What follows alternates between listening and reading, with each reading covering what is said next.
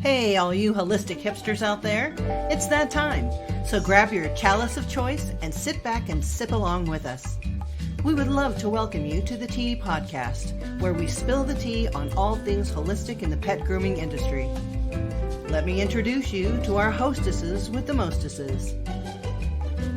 She is the socialite of skin and coat care, Ms. Michelle Knowles.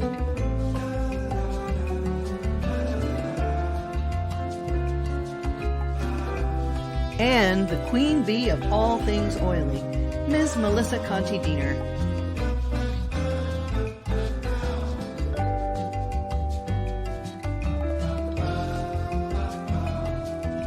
Brought to you by TheOilyGroomer.com. Are you searching for a new and more mindful way of grooming? Interested in understanding how to grow your grooming business with a more holistic and organic approach? Please contact Melissa Conti-Diener at TheOilyGroomer.com so that you can set up a meeting and bring balance and prosperity to your life. And AllThingsPaw.com. Intermediate and advanced courses in pet esthetician work, fear recovery, animal handling, and more. Get your learn on with All Things Paw. And by PositiveEd.com. Attend from anywhere in the world. Always pay the lowest price. 6 to 10 hours of innovative content and more. Education for every learning lifestyle. Never miss the class you need, and transcripts are provided for recordings. Say hello to Pet Professional Education Unleashed with PositiveEd.com. Now, let's get this tea party started.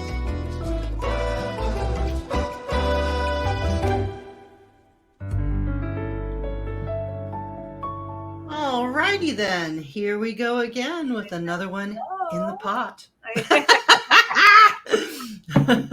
How are you today, Melissa? I'm very good. How are you, Miss Michelle?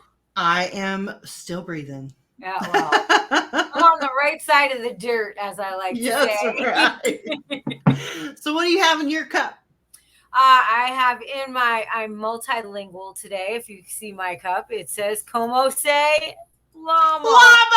I love it. So I actually have a favorite of mine. It's from the company Celestial Seasonings. They make it at Christmas time, but I stock up whenever they put it because it's a seasonal blend, so they don't make it all the time. And it is called Sugar Cookie, and it is one of my favorites. It's a delightful vanilla blend. And it is very soothing, and I love the smell of vanilla. It's very relaxing, so it's a nice sweet with a little honey. It's a nice little light colored tea. Oh, that sounds amazing. What's in your cup? So today we're sporting. You're gonna laugh at me, but I don't care. There, I see you already. Okay, this is from Dinosaur Zoo. It's my mug that I got from Dinosaur Zoo, and there's a backstory.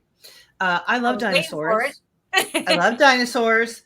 They make me happy. This is a show that's actually put on by like a Muppeteer group from Australia.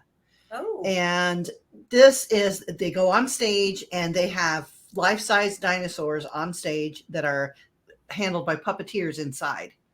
Oh, and wow. It's a really neat show. It is for children. And myself and a friend identified as a child. Yes, I will put a boot print on a 4-year-old's forehead to get to dinosaurs. I really will. And we were sitting in the front row and everybody's wondering where our children were. I'm like, no, we're here for this. We've got the VIP. We've got to meet the puppeteers and touch the dinosaurs. Cool. And it's not like the ones that you just go to and then you see them afar or whatever. These were like right there, and they were you got to see inside the whole 9 yards. It was just so much fun, and they were so realistic and such nice people. And they do come to our science center here in Arizona all the time. So they partner with them and they bring them in. So that's a yearly thing, I believe, or every other year, but they have other shows. If you can catch their shows, they're amazing.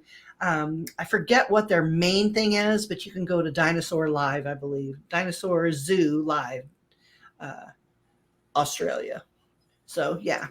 Interesting. And inside, we're doing lymphatics today. I want to move my humors, if you will. So we have calendula, cleavers, echinacea, devil's claw, and just a grain of cayenne. So that's what we're working with today. Just heat up some of that water. I just get it moving. Yeah. Move it around. All right. Get you going. I bet you're wondering what our topic is today. I was. It was right on the tip of my tongue. Bam! There we go. Smells like Terrier spirit, pet aromatherapy. So that's what we're discussing today. Good. Tell me all about it. I know nothing about pet aromatherapy. I was going to ask you. You're the pet aromatherapy lady.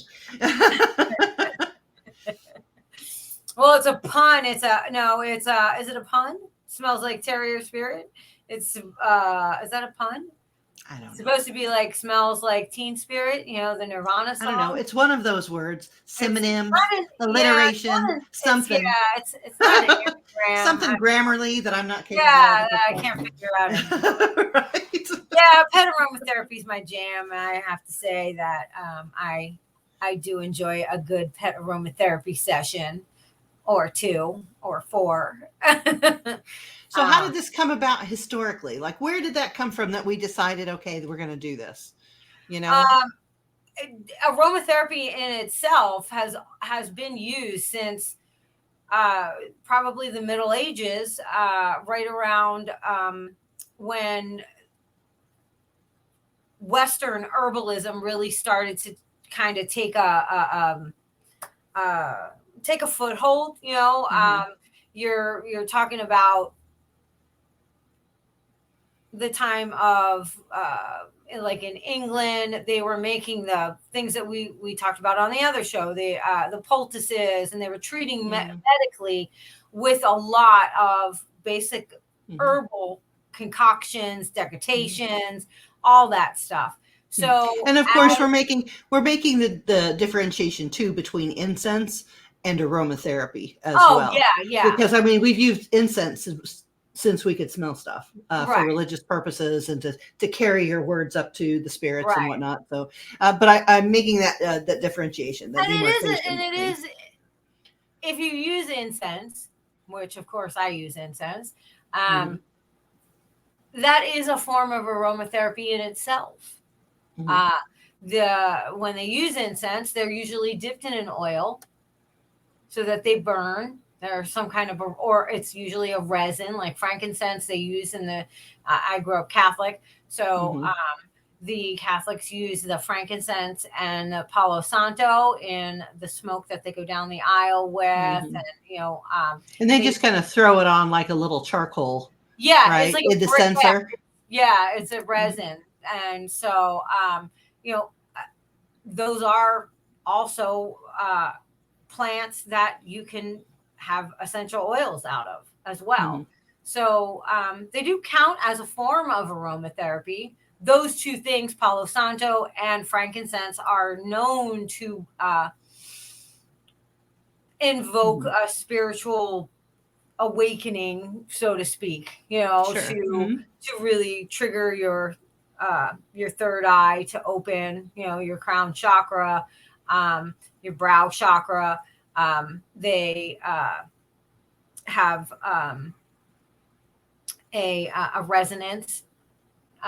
So when they use these incense, and they use them also in yoga and in other religions, Hinduism and Buddhism, most spiritual practices have some sort of incense. And it is also to bring about, because that smell brings about, whether it's a memory or whether it's a thought provoking smell that makes you think about different things. So anything that you can smell and it has an actual effect, what we're looking for is a therapeutic effect, can be considered aromatherapy. That aroma is therapeutic to you. It puts you in a different place in your mind to promote Exactly. healing or thoughtfulness or spirituality Right. or okay. Exactly. So, but what it does is when we smell that, goes up into our nasal passages, and then it triggers that olfactory nerve, and that opens up in the frontal cortex of your brain where we store memory. And so when we smell things like I have the sugar cookie tea, it's only at Christmas time. To me, it reminds me of that. So People you will are reminded of Christmas time yes, when you drink it. right. And so people will do things like boil spices on the stove, and like usually apple and citrus peels, and they'll throw a cinnamon stick in there and let Wassail. and yeah, and just let that boil on and it smells wonderful. And that's to make you feel like, oh, this is like this. People will say, oh, this reminds me of home. I do know that the longest memory that lasts is the sense of smell. So even like patients that are that have dementia and Right. are fading or whatever, a smell will bring them back quicker than any word or picture or sound. So the sense of smell actually lasts the longest, and they believe that that is tied in with other mammals like dogs and cats who have a very advanced sense of smell. At one time, our sense of smell was probably more advanced than it is today. Right now, it's basically just vestigial at this point in comparison. Yeah. So yeah, that's really interesting. So, but for me, it's always been. I always found it very interesting that a actual scent of something can stimulate your body to have a response to that. Whether it's something that's stinky and you're abhorrent to, you're like, oh, yuck. Or it's something that I always think it's funny. Certain things that I like that smell good to me, somebody else might smell it and be like, oh, I don't like that at all. Like, I love rose. I love almost anything with real true rose, not fragrance oil rose, but real true rose. I love anything with those rose. So when I do wear perfume, I love it if it has a rose undertone to it. My sister, on the other hand, hates rose. I don't care for rose simply because that once it's synthesized or put into a formula, to my nose, it smells like stinky feet. Like if you try to spray rose on stinky feet. Yeah. However, if it's a natural extracted smell that's used in a very pure formulation, but it has to have something that binds it on the lower end. Then that true, like tea rose is my favorite rose scent. It's just beautiful. It's just lovely. It doesn't have that underlying musk or something that's in roses. I'm just, that's one of my favorites, but it's also, just as a side tidbit, it's one of the most expensive essential oils, because it takes so many rose petals to create an ounce of oil. Right. It is and has been used in perfumery for oh my gosh, forever. Yeah, that rose and ylang ylang and then you get those musky citrusy ones, and those are usually have bergamot in there, and that's usually. And there's two different kinds of bergamot when we're talking about aromatherapy and herbalism, if you will. One, bergamot in aromatherapy is actually a citrus, right? And then there's another bergamot that has nothing to do with that, but is also called bergamot, that is an herb. Oh, really? And what do they use the herb for? They use it for pop quiz. Right? Holy cow! I just learned that there was a difference. I'm sorry. There is a difference. So I'm in the process of learning all of the herbs that Yeah, I didn't know that. I had no idea. So I didn't know that. And it was a surprise to me too. So Yeah. I'm learning more as well as I go on and explore, and enhance my knowledge on the subject. So I do know that the one that's used in herbology is not the citrus that they use in Right. scent. So, or essential oils. It's separate from that. It's a different plant. The Latin name is different. Oh, okay. I know that when you make certain scents, when they make things like bay rum, have you ever smelled that? Mm-hmm. A lot of times that will have bergamot in it because it brings about that like musky, citrusy kind of smell to it. And there's a lot of variations in pet colognes that we buy that have that kind of smell to it. So always be cautious because bergamot is, at least the essential oil, is a citrus based oil. So we don't want to use that around felines at all.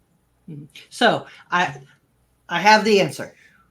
Oh, so I forgot the question already, but go ahead. No, because about bergamot. I know. So the herbal bergamot is called Monarda fistulosa. It is, the common names are bee balm, horsemint, oswego, and they are an antibiotic, antifungal, antipyretic, and anti-inflammatory. It is not safe during pregnancy or lactation. Nice. So there are a set of herbs that are safe for pregnancy and lactation, and then everything else is not, basically. Right. So you have to be very careful when you are giving advice to anybody pregnant or a dog that's pregnant. If you're using herbals or essential oils, you should know that dog is either pregnant or has a condition that might contraindicate using something that you want to use. Yeah, it is a delicate time for their body as a human or as an animal. Yeah. So much is happening. Yeah, that's what I was going to say. It's a whole lot of stuff going on, changes. If you want to support someone who is pregnant or lactating, rather than use herbals, unless you know they're safe, you can always use minerals. Minerals are always safe at trace amounts. I'm not saying that she should be drinking a cup of salt. I'm just saying a pinch, to boost up those minerals to keep her healthy would be great. Right. I don't. So when did you first start using aromatherapy in your practice? Was this something you did from the very, very beginning, or did you work into it? I worked into it. I actually, in another one of our podcasts, I talked about how I got into all the holistic stuff, and for your baby. Yes, for my daughter, one of my daughters, my oldest daughter, and I started to formulate specifically for my child. And I always had animals, and I did cat rescue at the time. And we did do a little bit of canine rescue as well, on and off. And so the more I learned, this was before there was online classes to take and all that good stuff that we have available to us today. So I just voraciously read everything I could get my hands on at the local library.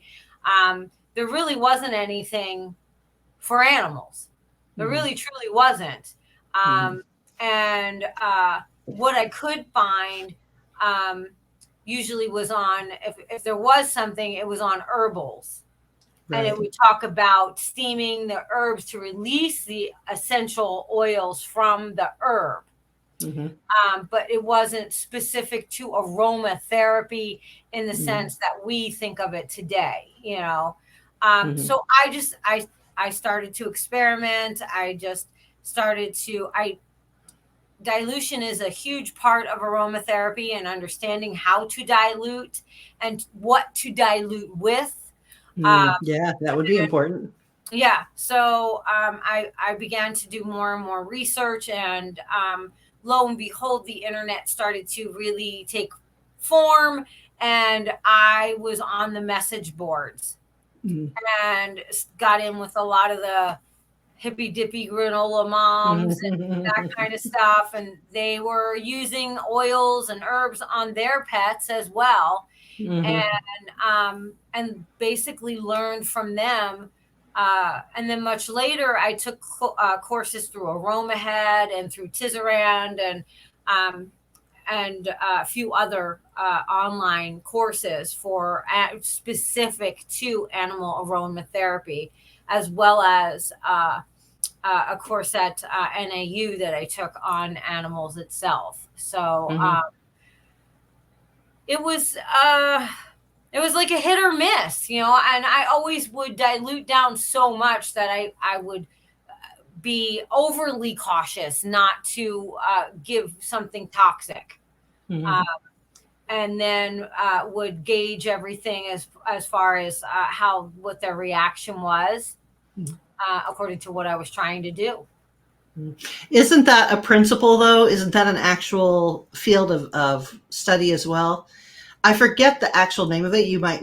I might refresh your memory, but it's when you take the spirit of the herb or the spirit of the oil. You basically put one drop in a gallon, shake it up, take one drop of that and put it in another gallon of water, and then pour that, and you do it like 12 times or whatever, and you have the spirit of the herb.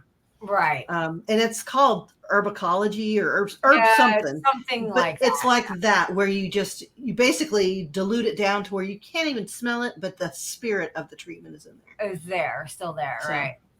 And that's basically how the foundation of what I was doing with the animals was taking it so far down, so far diluted.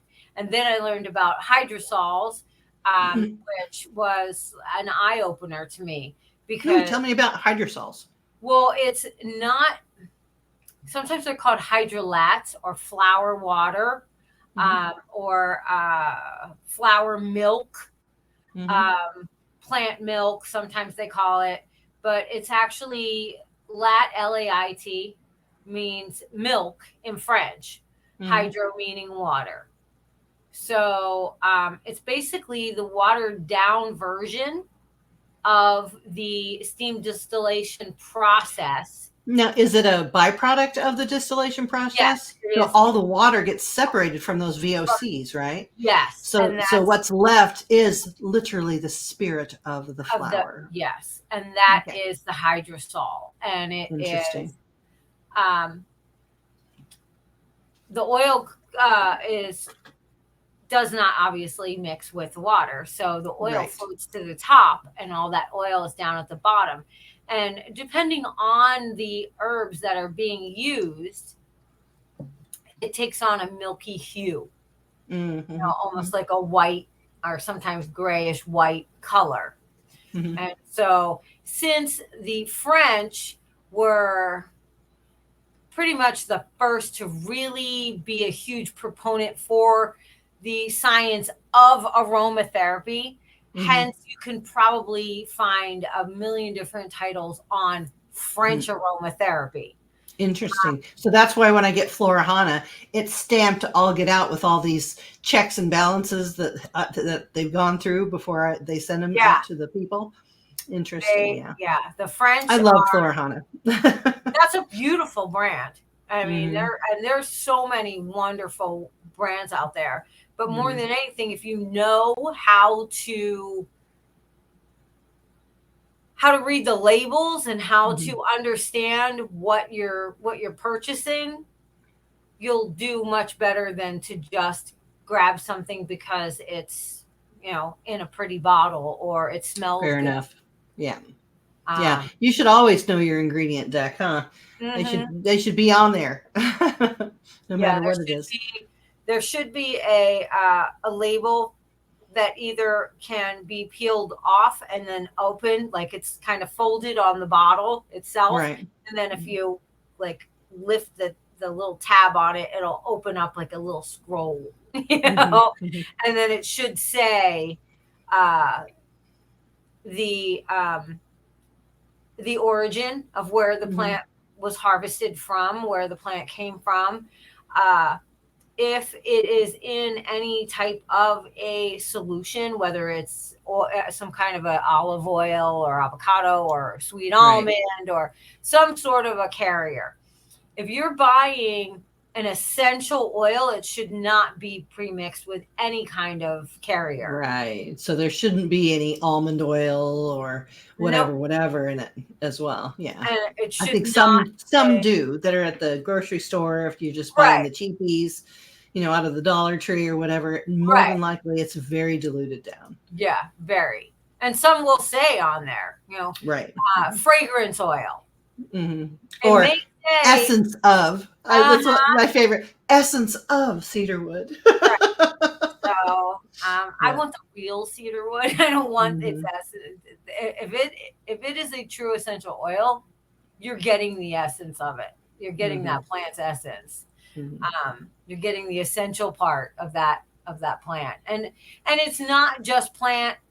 A lot of people think it's just the Hmm. flower, the buds, that kind of stuff. Can And be it's the root. It could be yep, the stalk, stems. bark, Sometimes the bark. Absolutely. you know, And sometimes on some plants, the bark, the roots, the leaf, and the flower do different things. It's crazy. exactly. It's crazy. Yep. And they have different strengths. Hmm. That's the other thing. You can use the flower buds for something, and then if you're going to use the bark, sometimes they remove the bark and they get the resin, which is the sap. Hmm. Right. So and then they allow that sap to dry hard, and then we burn that, and Hmm. that's what a resin is. Hmm. So Yeah, I'd like to speak to some people too, the ones who don't really think that aromatherapy is valid, or it's just an add-on or something nice. Think of all the times that you yourself, whoever you are, have walked in somewhere and smelled fresh baked bread mm, or cinnamon at the store. It just puts you in a mood of Christmas or Thanksgiving, or somebody smells apple pie or hot right. dogs, even can be aromatherapy of 4th of July. Yep. Everything that when you're comfortable, there's a certain odor that you associate with that. When you're sad, there's a certain odor that comes with that. And strangely enough, when we're talking aromatherapy, I like to tell people all the time, well, I'm not letting the dog know that I'm scared. Too late. The Exactly. moment you have an emotion, they can Yeah. smell it on you. You're not lying to anybody but yourself. So if you're like, well, I'm trying to be calm, well, that's not good enough. You're either calm or you're not. Or you're not. So you have to cultivate the skill of controlling your odors when you are in the mix, when you're in working with the dog, getting frustrated. You need to calm down because they can smell when you're frustrated. They can smell that. You are their aromatherapy. Right. Give When them people something ask sweet. me when people ask me what should I put out in my salon, or what can I diffuse, or what can I, and I'm like, you yourself are the biggest diffuser there is. You Hmm. can put a couple drops on yourself and you will exude that oil. It will go out Hmm. and they will be able to smell it. Um, and you don't have to have the crystal bracelets, or the bracelets that have all the little things, or the charms that you can add. I I mean, mean, they're fun I was and just going they're to say, pretty. I'm a tchotchke kind of girl. You know me. I will, usually have 100 bracelets on, but you don't. It's not a necessity. Mhm. So, and we are scent based creatures. Obviously, Yes. not as much like you said. At this point, it's vestibular, because we don't use our scent like we used to. Well, But and think about it. Oh, go ahead and finish your point. Go ahead. no, if you actually think about when we go places and how do they market to us, Mhm. obviously visually, but one of the biggest ones that I always remember was Abercrombie and Fitch. When they did their marketing in the malls, when they were in all the malls, obviously visually they Mhm. had super attractive male models, Mhm. usually shirtless, and Mhm. super attractive young, female models. But they had a diffusion system that they would diffuse a perfume, and it was a specific cologne, kind of musky scent, and it would go out into the mall, and As you walk by, it wafted. it wafted to you. Now, I know this for a fact that a lot of food companies will do that in like a food court or even with food trucks. They want that exhaust, so when they're frying Just a little fan that pushes that smell out. And you can smell the peppers and onions cooking on the grill, or you can smell that sweet smell of the funnel cake and the powdered sugar. We are an animal. We are a mammal. So we pick up on that, and that triggers us. So this is the point I wanted to make. It totally goes with what you're saying. I think it's interesting also that we become so enamored with wearing perfume and deodorant and this, that, and the other. Do you know that I would say half, if not more than half, of our attractiveness to person is creating a vortex where we smell their pheromones? Oh, yes. And that's what attracts us. But nowadays, it seems that everybody's it's so difficult for everybody to pair up and find somebody that's suited to them, because they're not trying to smell for those pheromones. They're trying to smell for Abercrombie and Fitch smell, or Calvin Klein, or, whatever, name one. Yeah. It doesn't matter. Like but if you think about it, Axe body spray, that would drive me crazy and make me run the other way. Yeah. So strong. However, it seems to be more and more that a lot of couples feel like they're incompatible. And I think half of it is they're not chemically compatible.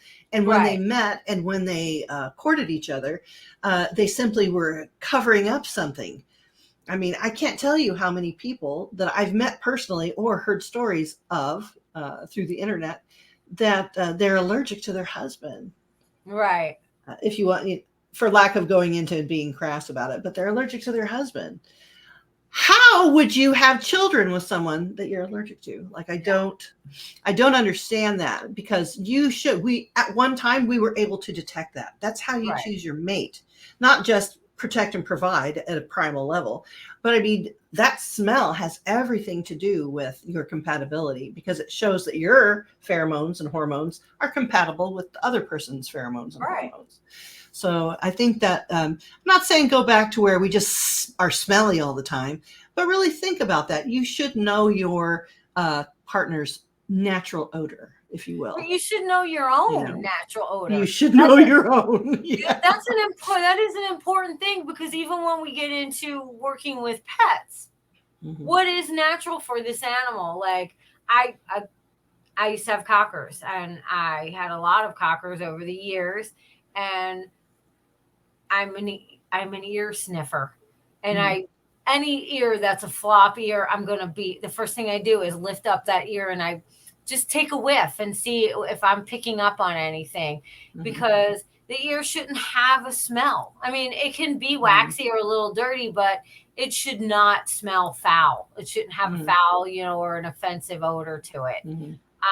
So when we have those kind of smells like that, like as women, for our body, they sell so many millions and billions of dollars in products to mask what our bodies are actually supposed to do.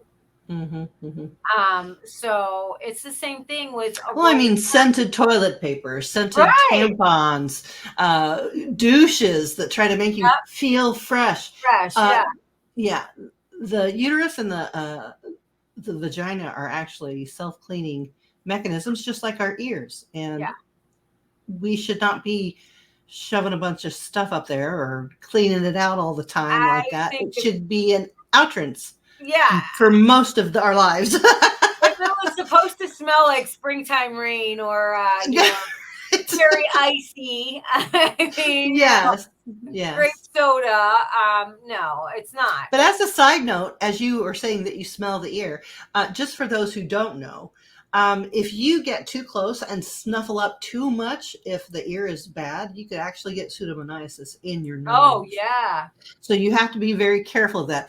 if you lift it up and just stay a foot away and you can smell it from there, you don't have to get your nose right down on it. Right. Or if you clean the ears out and you don't wash your hands first and I'm constantly doing this because I always have hair on my nose. Oh yeah. So, but if Well, you I touch your wear a nose with nose it, yeah, you're transferring that ick from the ear to your own nose or to your ears or to your skin. or your eyes, if you rub your eyes. And So be very careful when you do smell something like that. Just be very careful around it and make sure that you either glove up or wash your hands.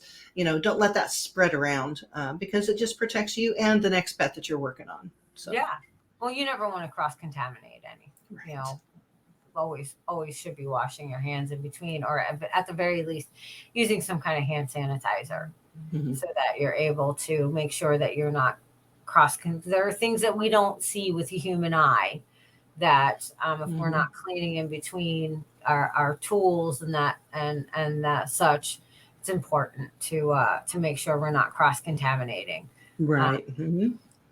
But for me, aromatherapy was almost like a ladder. I started down here and was figuring it out as I went, and then I would read more, and then I was able to take classes, and so it just slowly became my go-to. Before I ever called myself an aromatherapist, it just became first it just became the running joke in my family that everybody was always like, oh my gosh, that's so dumb. They call me Mimi, and they'll be, oh, Mimi, oh yeah, Mimi has oil for that, or Mimi's trying to get you to put this oil on it, and the funny thing was that when they actually listened to me and I gave them the blends and I made the recipe for them and told them how to properly use it, and it worked better than a commercially prepared product that they were buying off the shelf that was probably a petroleum based product, Right. and especially for anything that's like upper respiratory.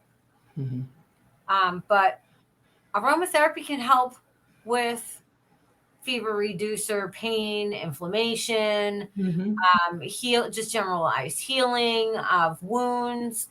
I was wounded twice.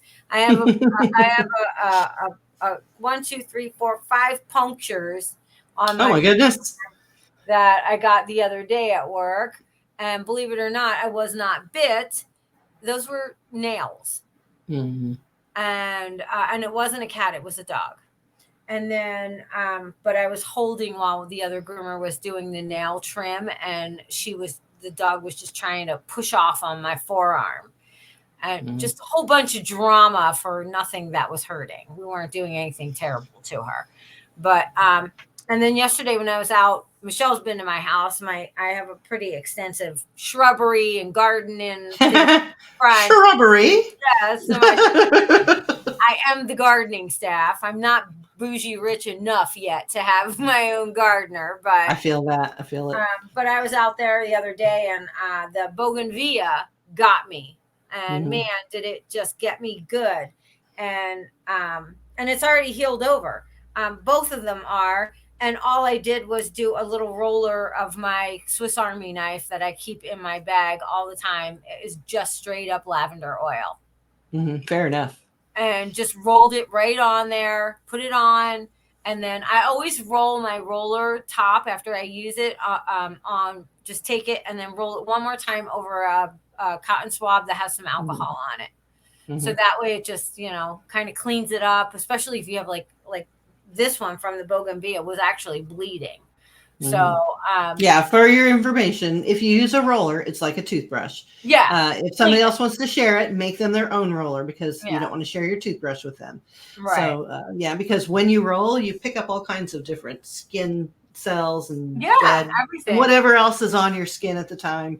So you want to keep that to yourself.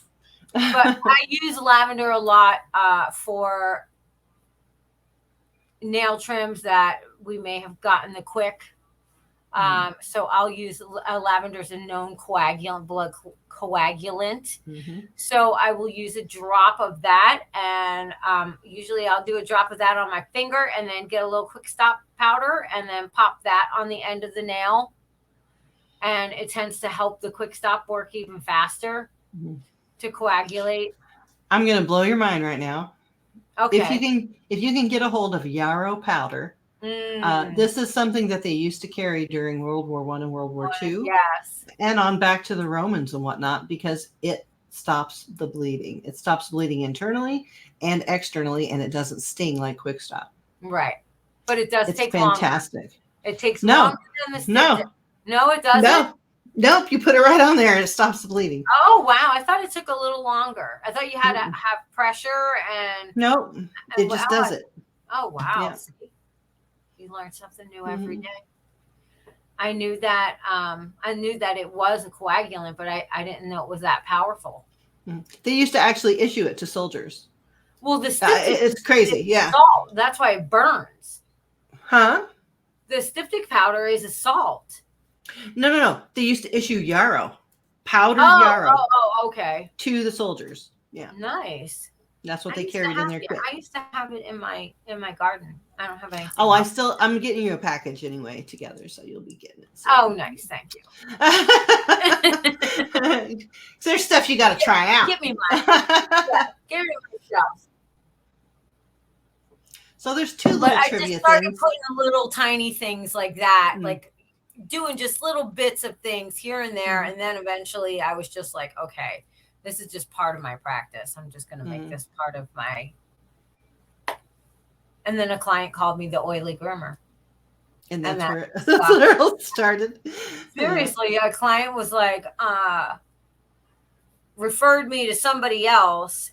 And I think she said it's the girl that uses the oils or something to that effect. And then that client called me and said, are you the oily groomer? And you're like, yes, I am. Like, all right, I'll take it. It is a perfect name. I said, people have called me lots of things, but that's one that kind of just stuck. And I wasn't too upset with it. It suits you so well.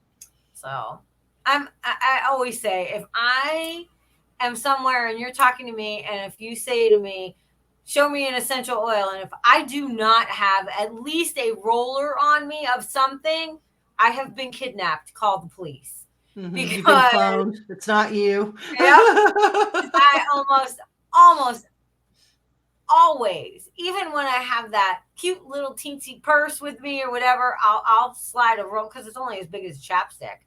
I'll slide that in there. And a crystal. Most of the time, if I don't have it on my body, then it's in, like on a bracelet or jewelry or some way that way, then it's in my bra or my pockets. I always have rocks in my pockets. I can't tell you how many crystals I've ruined, ones that can't get wet, that I've washed by accident because I forgot I had them in my pockets. But yeah, those are just, they're just staples for me. It's a comfort thing for me now at this point in time. It's almost like, when they say the kitchen witch, she goes for this, she knows exactly what to throw in that pot to do this or that.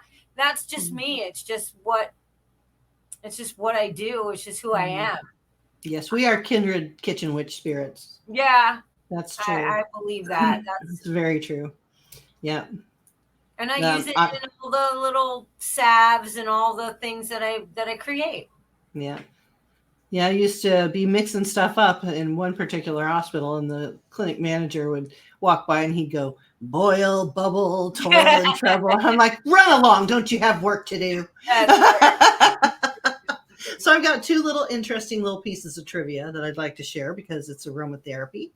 And for dogs, it's that they have now found through recent research that there are actually also heat-seeking sensors in a dog's nose. That is so crazy. So not only do they smell by odor, but they can actually scent out prey through their heat as well.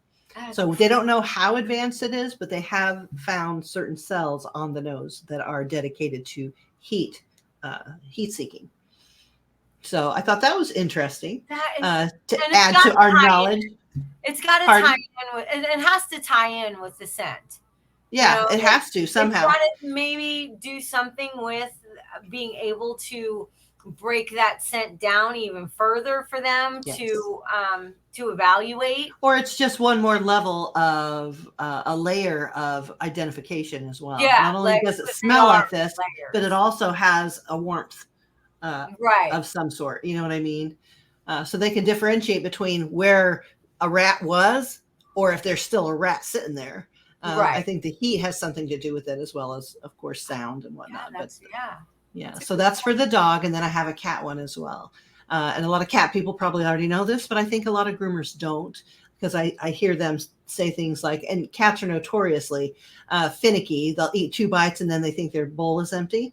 Mm. Well, check this out. And I know you know this, but I found out that a cat's sense of smell is inextricably tied to its sense of taste.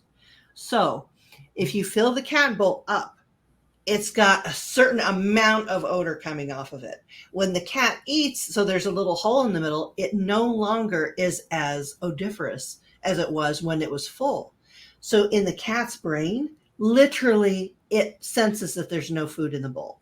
And that's why they're like that. They're not being finicky or picky. They literally cannot smell a level of odor that in their brain means food. They did an experiment and it really wasn't an experiment. It was a trial of a surgical procedure that they do for humans. So if you have a lot of polyps in your nose and this, that, and the other, well, they'll go in there and they'll scrape them all off, and it really helps you breathe better, right? As a human. They thought, you know what? Cats have an unusually large amount of respiratory illness and polyps and stuff going on in their sinuses too. I wonder if this procedure is going to help them. So they took a certain amount of cats and they performed a procedure, and every single cat in this experiment, in this study, died of malnutrition, died of starvation. Because no matter how good the food was that they laid, no matter how plentiful it was, they could no longer smell the food. And to them, it just wasn't there. They were continuing to look for the food. The only way to have kept them alive was to feed them through a tube. But that failed miserably, so they don't perform that procedure on cats for that reason. It's so tied to their sense of taste that they'll starve. So I have a new understanding and a new understanding of their plight. So we like to make fun of them that they're persnickety, and they are. However, that credit where credit's due. yeah.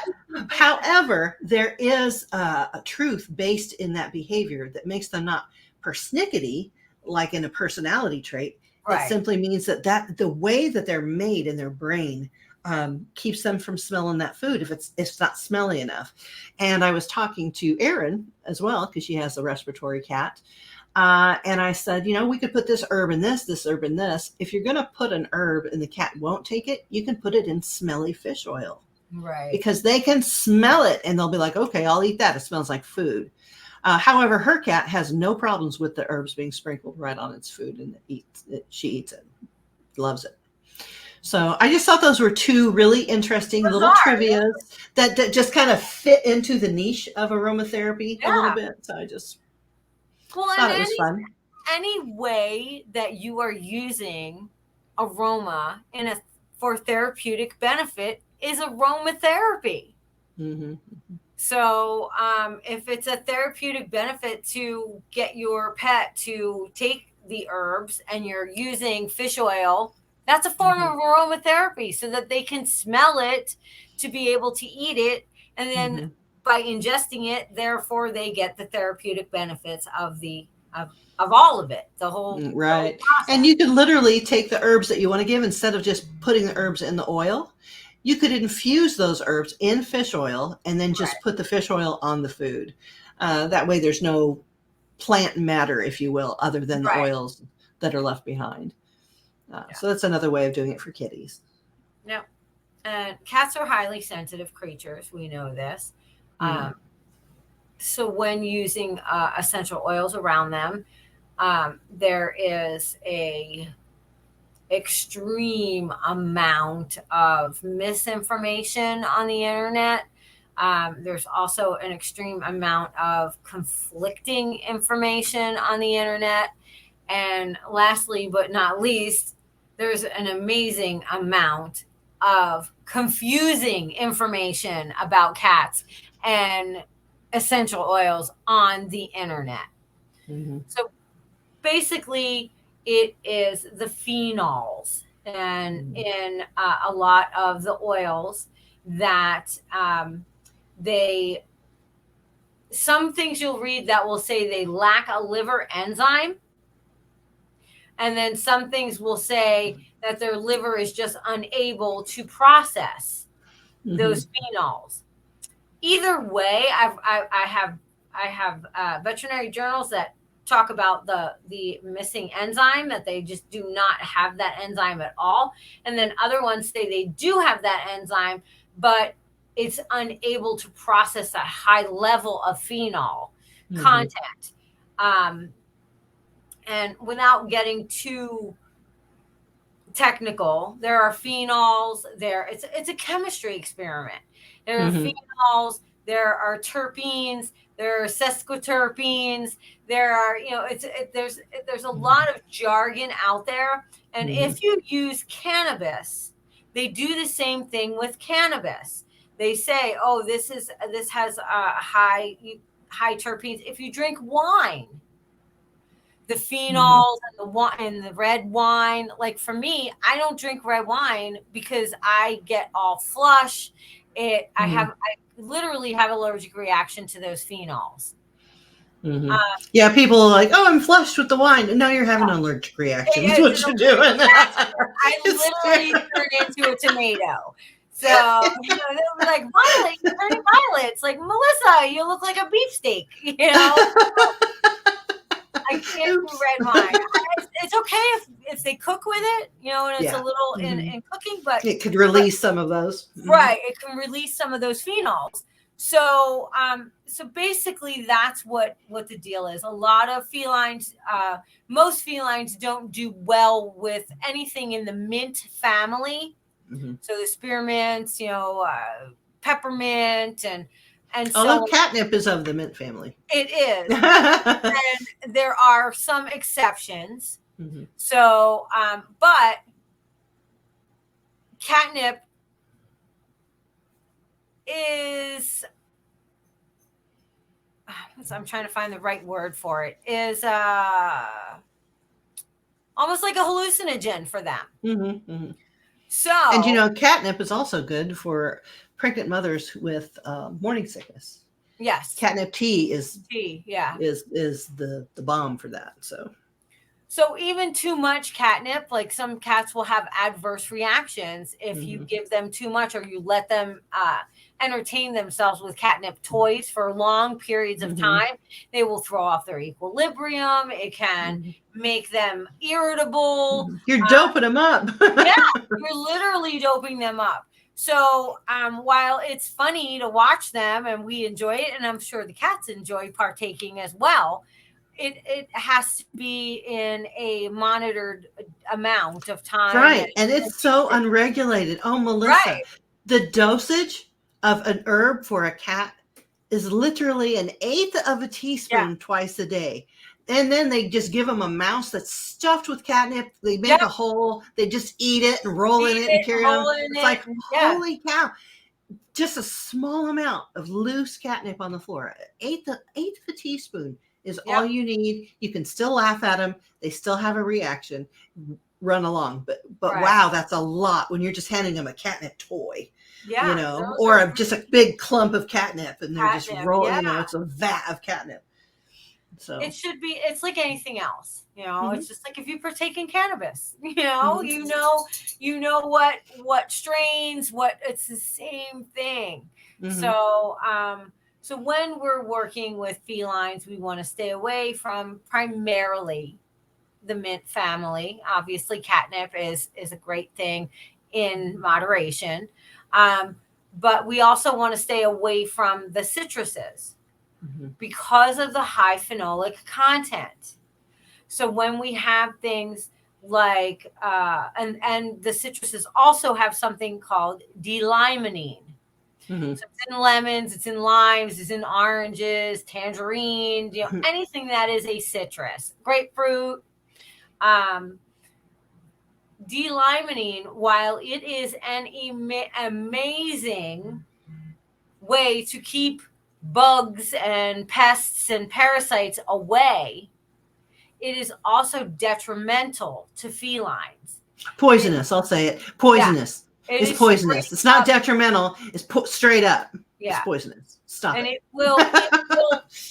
will shut their liver down. I mean, Yeah. like just shut liver function down.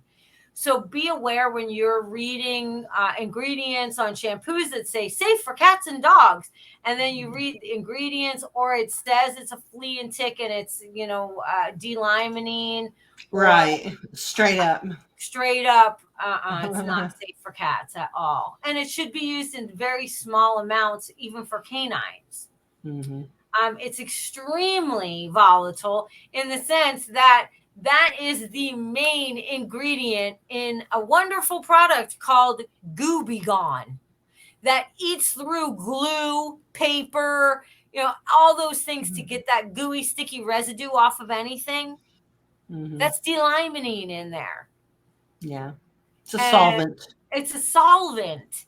So cats are extremely, extremely delicate. Their skin is far more delicate than a dog's skin. So when we are doing things around or with felines topically, your best bet is to go with a hydrosol. Mm-hmm. And you can purchase Or hydrosol or an herbal tea. or an Something that herbal, you can control the the concentration strength, of. the concentration Mm-hmm. of it. So that's always a big one. True lavender is not poisonous or detrimental. I'm Oh, sure that's right. anything could be detrimental in huge amounts, Sure. but true lavender, even though I'm sure that they've read a million different articles and it says cats should not be exposed to lavender, that's not true. Are you telling them about lavendin? Yes, and there's over 150 different varieties, actually closer to 700 different varieties of lavender, the plant. Mm-hmm. But lavendin is something that when you're looking at your not your directions, your ingredients, and it says lavendin, that is a synthetic that has been made in a laboratory. And one of my least favorite but favorite commercials was for a air freshener company, and they literally said, use this, it smells more like lavender than real lavender. And that was just so cringeworthy to me. It's like, If anybody has smelled real lavender, nothing smells more real than real lavender. right, That's what it smells like. yeah, It's overpowering. it is a heavy oil, it's a very heavily scented oil. And so, it's not sweet. It shouldn't be sweet and super flowery or perfumey. No, it's like an astringent. Yes. Yeah, It has it's like a bite. rosemary or a Yes. bite. Yes. That's a good way of putting So it. you can use true lavender around cats. Would I I would never put anything neat or undiluted onto a Right. cat and Or a dog. or a dog. And I would never use, especially with felines, I dilute down to the most minute amount until you can monitor them and see what they're able to tolerate. Because just like humans, they all have different tolerance levels. Absolutely. Doesn't matter what the species is. Mm-hmm. When we talked about tea on the other podcast, we talked about you can even diffuse teas. Mm-hmm. A lot of that people, was crazy. What a light bulb moment. Yeah.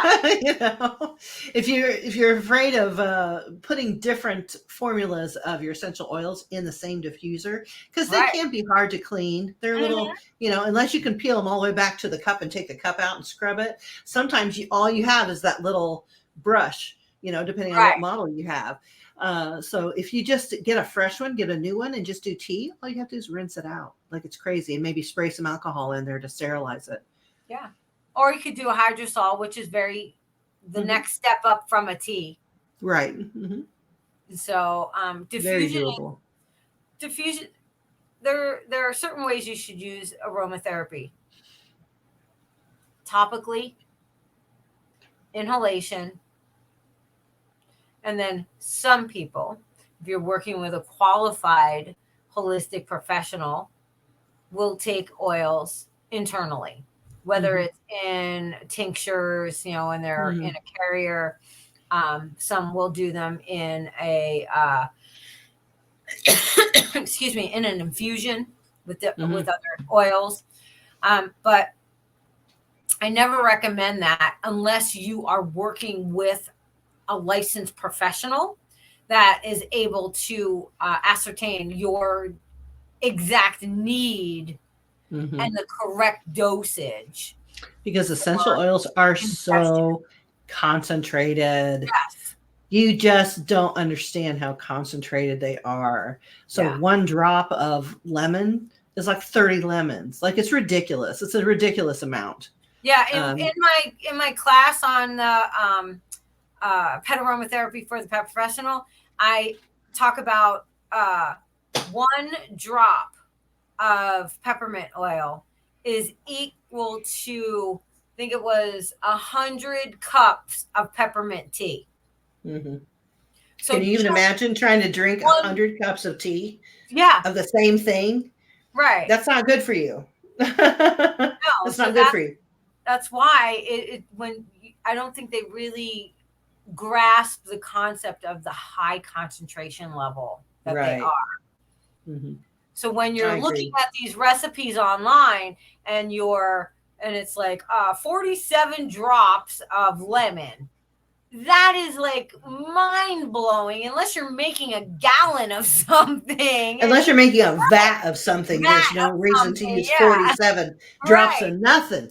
Yeah. I mean, be very careful where you're getting your information from, and when you're working around animals. I actually had a groomer come up to me after one of my classes at I think it was one of the Barkley shows I was teaching, Mhm.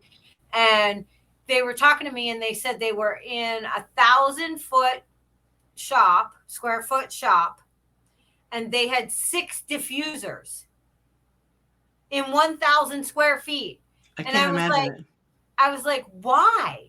Oh, well, That's we have overwhelming. one, and they're all going all day long with different things in them. And they're like, oh, one's by the tub, one's in the kennel room, one's in the back where we dry. We have one up front where the people come in. Now we've talked about this before. Dogs have such heavy, and so do cats, have such heavy scent receptors. How are they not just overwhelmed? They are. They Yeah, are overwhelmed. Even if you would have several diffusers going with the same scent, right. that's overwhelming. I can't imagine having several with each one having a different scent Yeah, also. And it especially if you're using essential oils and not perfumeries like from Adar right. Bazaar is just straight scent. It's not a volatile oil Right. compound. Um, I can't imagine. That's a lot. That is a lot, a lot. You should be diffusing for every and on your diffuser when you purchase one, there should be on the label it tells you about how many square foot it covers. Hmm. And so pay very close attention to that. And even though almost every single one comes with up to 8 hours, the little settings that you can set them to run for, 1 hour, Hmm. and then be off for anywhere from 4 to 6 hours. Yes, yes, And absolutely. I agree. then you can rerun it again if you'd like to. You Mhm. need to allow the animals to be able to get to fresh air. Again, we go nose blind. Our bodies shut. We have a natural ability our brain says, we smelled that enough all day long. We're not paying attention to We're that just not going to smell it anymore, right? shutting that off. And it's Mhm. like, people that like work in certain industries and they're around, like people that work in the fish markets, and it just gets to the point where it doesn't bother them anymore. It still smells. They just can't smell it. Right. They just can't smell it anymore. Your brain literally, it is a thing that I don't remember what it's called, but your brain literally says, this is a constant. So we know fatigue. Right. It's a form of fatigue. And your brain just says, we're just not paying attention to that anymore. We're not devoting any more It's brain too cells overwhelming. to that. Yeah. Right. So you need to always make sure that the animal has a way to escape that diffusion. You also, which means that if you're somewhere where there's kennels, that they have somewhere that they can go into, or you're able to pull a towel or something over the kennel to block that from coming in. Also understand, give them a break. Give them a break for sure. And understand that when that diffuser is running, it's microscopic drops of water with oil floating on top. Mm-hmm. So it is not the same as just spraying an air freshener. Mm-hmm. So those little droplets are going to fall, and they're going to fall and microscopically splash and spread that oil to wherever the water. Yeah, it's not just a scent. It's touching them too. Exactly. Falling on their nose, their mucous membranes. They're breathing it in through the meat, past the meat of their mouths, on their jaw. Yep. All the things. Yeah. Into their eyes, and then think about cats who lick themselves on a regular basis. So your placement is paramount. And I talk about all this in my pet aromatherapy. I have a 4-hour class. It should be So up. How do people sign up? I was just going to say, it should be up on my website probably by next week. It'll be up and available. So just watch on my social media. I'll be announcing that. I do have quite a bit of new classes coming up onto my website. So, and they are done through Zoom, and we are able to go back and watch at your leisure and partake when you're ready to do that. And you also get put into a private group for that class, a Facebook nice group. So so then they can get in and they can talk to one another. Can I ask how much it would cost? The 4-hour will be, the 4-hour pet aromatherapy is the $250. Mm-hmm. So, and that will give you all your basics. And I talk about how to use diffusers and where to place them. And now, are there advanced classes past this 4 hours if you want? There will be coming more advanced. Like how to formulate and maybe and get into some and understanding how you build on notes, the different layers of scent and therapeutic benefit as well. Why we group things together. So yes, those will be coming, but first I need to get the book out. That is on that needs to be ready to go by the 1st of September. Okay. So that's what you'll be working on before all this basically comes out? Right. The 4-hour class should be up in the next couple weeks. Okay. Yeah. And then the advanced and the books and the and stuff is coming out later. Right. Okay. Excellent. Well, thank you so much, Melissa. That was very informative. And for anyone who is just now thinking about getting into aromatherapy, I recommend her course highly. I think that it's going to be great. I think that it's going to dispel a lot of myths about using essential oils. And I do trust her implicitly. I trust Melissa because she does work with a lot of cats. And I just believe she wouldn't do anything that would harm them. So she has done her due diligence, taken her courses, and learned from her mentors. And I think this would be a great way to get in touch with your essential oil side, should you want to put that in your practice. Yeah. All right. It's a nice add-on. It is. I hear the music. So this was about aromatherapy. We will come back at you. We are live on Mondays the first week of every month, and then the rest are recorded. If you have any questions about our topics or whatever, drop us a line, Michelle at All Things Spa, and Melissa at theoilygroomer.com. perfect. So we will see you next time, and may your next sip be just as delicious as your last.